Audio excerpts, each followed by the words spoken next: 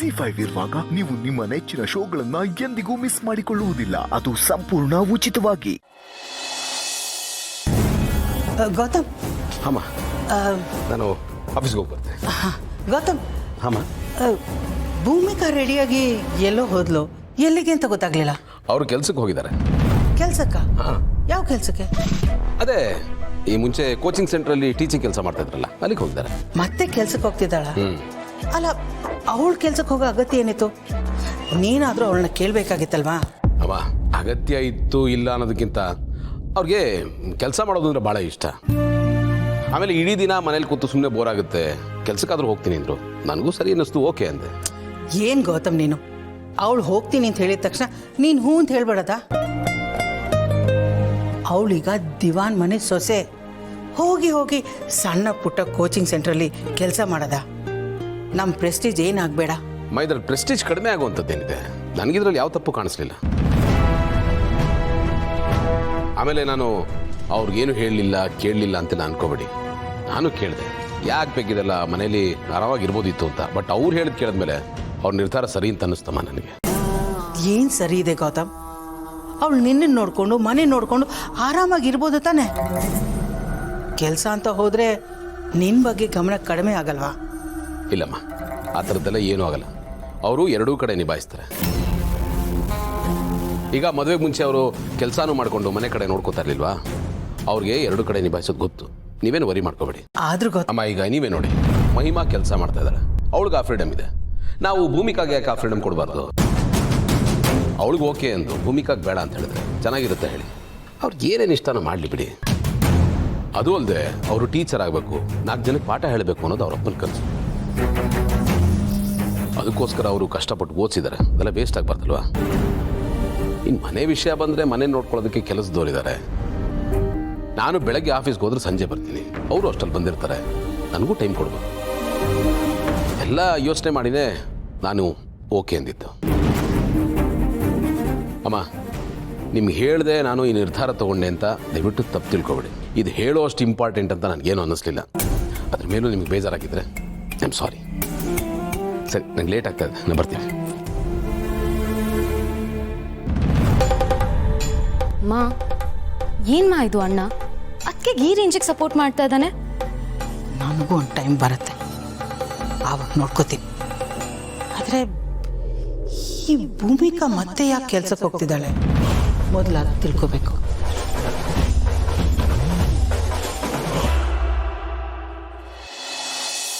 ಗೆಳೆಯ, ಯೆಸ್ಟರ್ಡೇಸ್ birthday was really memorable ಕಣ. ಮದುವೆ ಆದ್ಮೇಲೆ ಮೊದಲನೇ ಬರ್ತಡೇ ಅಲ್ವಾ ಸಾಹೇಬ್ರದು? ಅದಕ್ಕೆ ಸಖತ್ತಾಗಿ ಆರ್ಗನೈಸ್ ಮಾಡಿದ್ರು ಕಣ. ಫಸ್ಟ್ ಏನಾಗಿತ್ತು ಏನೋ ರೆಸ್ಟ್ ತಗೋತಾ ಇದ್ದಾರಾ?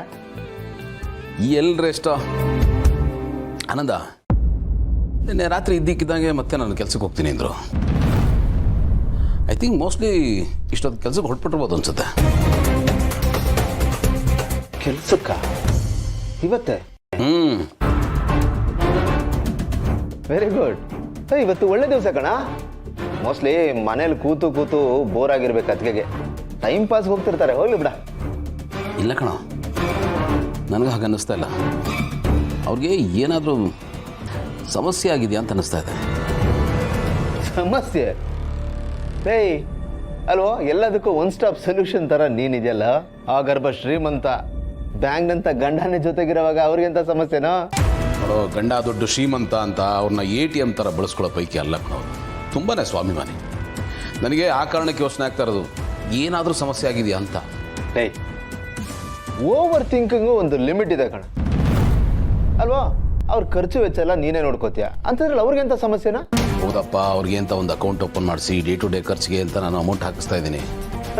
ಬಟ್ ಅದನ್ನು ಖರ್ಚು ಮಾಡ್ತಾ ಇದ್ದಾರೋ ಇಲ್ವೋ ನಾನಂತೂ ಚೆಕ್ ಮಾಡೋಕ್ಕೆ ಹೋಗಿಲ್ಲ. ಬಟ್ ಕೆಲಸ ಮಾಡೋ ಅನಿವಾರ್ಯತೆ ಅವ್ರಿಗೆ ಯಾಕೆ ಬಂತು ಅಂತ ನನಗೆ ಅರ್ಥ ಆಗ್ತಾ ಇಲ್ಲ.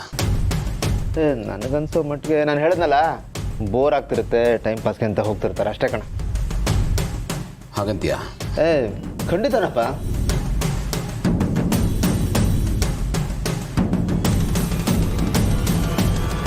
ಇಲ್ಲ ಕಣ, ನನ್ನ ಇಂಟ್ಯೂಷನ್ ಹೇಳ್ತಾ ಇದೆ ವೆರಿ ಸಮಥಿಂಗ್ ರಾಂಗ್ ಅಂತ. ನನ್ನ ಇಂಟ್ಯೂಷನ್ ಸುಳ್ಳು ಹೇಳಲ್ಲ. ಗೆಳೆಯ, ಅತ್ತಿಗೆ ಬಗ್ಗೆ ನಿನಗೆ ಚೆನ್ನಾಗಿ ಗೊತ್ತಿದೆಯಲ್ಲ, ಅವ್ರು ನಿನ್ನಿಂದ ಯಾವ ವಿಷಯನೂ ಮುಚ್ಚಿಡಲ್ಲಪ್ಪ.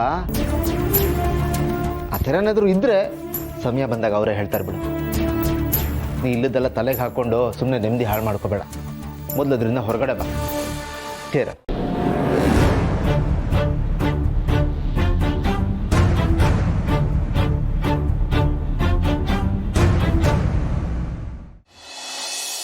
ನಿನ್ನ ಮುಂದಿನ ನಡೆ ಏನು, ನಿನ್ನ ಕಾರ್ಯತಂತ್ರ ಏನು ಸಿಸ್ಟರ್? ಏನು ಮಾಡ್ತೀಯ ಈಗ?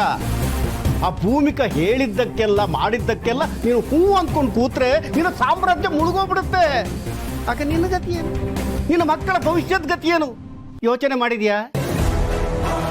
ನಿನ್ನ ಸಾಮ್ರಾಜ್ಯ ಸುಭದ್ರವಾಗಿದ್ದು ನಿನ್ನ ಆಡಳಿತ ಸುಸೂತ್ರವಾಗಿ ನಡೀಬೇಕು ಅಂದರೆ ತುರ್ತಾಗಿ ಕ್ರಮ ತಗೊಳ್ಳೇಬೇಕು ಸಿಸ್ಟರ್. ನಿನ್ನ ಒಳಗಡೆ ಇರೋ ಮಾಸ್ಟರ್ ಪ್ಲಾನ್ ಅನ್ನು ಹೊರಗೆ ತೆಗಿ. ತಡ ಮಾಡಿದಷ್ಟು ಅಪಾಯ ಜಾಸ್ತಿ. ಬೇಗ ಏನಾದರೂ ಮಾಡು ಸಿಸ್ಟರ್. ನಾನು ಅದನ್ನೇ ಯೋಚನೆ ಮಾಡ್ತಾ ಇದ್ದೀನಿ ಅಣ್ಣ. ಅವಳು ನಮ್ಮ ಕೈ ಮೀರಿ ಹೋಗೋದನ್ನ ನನ್ನ ಕೈಯಲ್ಲಿ ಸಹಿಸ್ಕೊಳಕ್ಕಾಗ್ತಾ ಇಲ್ಲ. ಅವಳು ಕೆಲ್ಸಕ್ಕೆ ಹೋಗೋದಂತೂ ನನ್ನ ಕೈಯಲ್ಲಿ ತಡ್ಕೊಳಕ್ಕೆ ಆಗ್ತಾ ಇಲ್ಲ ಅಣ್ಣ. ಅವಳು ಇಷ್ಟಪಟ್ಟಿದ್ದು ಅವಳಿಗೆ ಸಿಗಬಾರ್ದು. ಅವಳು ಖುಷಿಪಟ್ಟು ಮಾಡೋ ಕೆಲಸದಿಂದ ಅವಳಿಗೆ ದುಃಖ ಸಿಗಬೇಕು. ಆ ಥರ ಏನಾದರೂ ಒಂದು ಮಾಡಬೇಕು. ನೀನು ಮನಸ್ಸು ಮಾಡಿದ್ರೆ ಏನು ಬೇಕಾದರೂ ಮಾಡಬಹುದು ಸಿಸ್ಟರ್. ಆ ಕೋಚಿಂಗ್ ಸೆಂಟರ್ನವರು ನೀನು ಏನು ಸಾಂಗ್ ಪ್ಲೇ ಮಾಡಿದ್ರು ಅದಕ್ಕೆ ಡ್ಯಾನ್ಸ್ ಮಾಡ್ತಾರೆ. ಯಾಕೆಂದ್ರೆ ನಾವು ಪ್ರತಿ ವರ್ಷ ಡೊನೇಷನ್ ಅನ್ನು ಭಿಕ್ಷೆ ಹಾಕ್ತೀವಲ್ಲ, ಆ ಭಿಕ್ಷೆಯ ಋಣ ಇರುತ್ತೆ ಸಿಸ್ಟರ್ ಅವರಿಗೆ.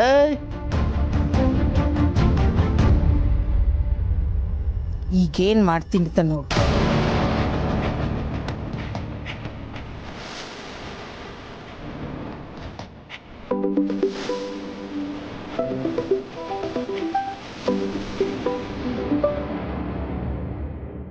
ನಮಸ್ತೆ ಮೇಡಮ್.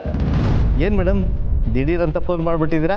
ನೋಡಿ, ಮೊದಲಿಂದಾನು ನಮ್ಮ ಮನೆ ಸೊಸೆ ನಿಮ್ಮ ಕೋಚಿಂಗ್ ಸೆಂಟ್ರಲ್ಲಿ ಕೆಲಸ ಮಾಡ್ತಿದ್ಲು. ಆದರೆ ಆಗ ಅವಳು ನಮ್ಮ ಮನೆ ಸೊಸೆ ಆಗಿರಲಿಲ್ಲ. ಜಸ್ಟ್ ಭೂಮಿಕಾ ಸದಾಶಿವ ಆಗಿದ್ಲು.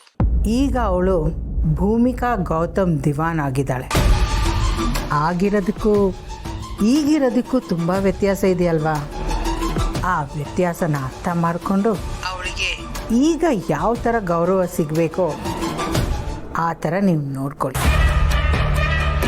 ಅವಳೀಗ ಕೇವಲ ಟೀಚರ್ ಆಗಿದ್ದರೆ ಸಾಕಾಗಲ್ಲ. ನಾನು ಹೇಳಿದ್ದು ನಿಮ್ಗೆ ಅರ್ಥ ಆಗಿದೆ ಅಂತ ಅಂದ್ಕೊಂಡಿದ್ದೀನಿ. ಓಕೆ ಮೇಡಮ್, ನಾನು ನೋಡ್ಕೋತೀನಿ. Thank you.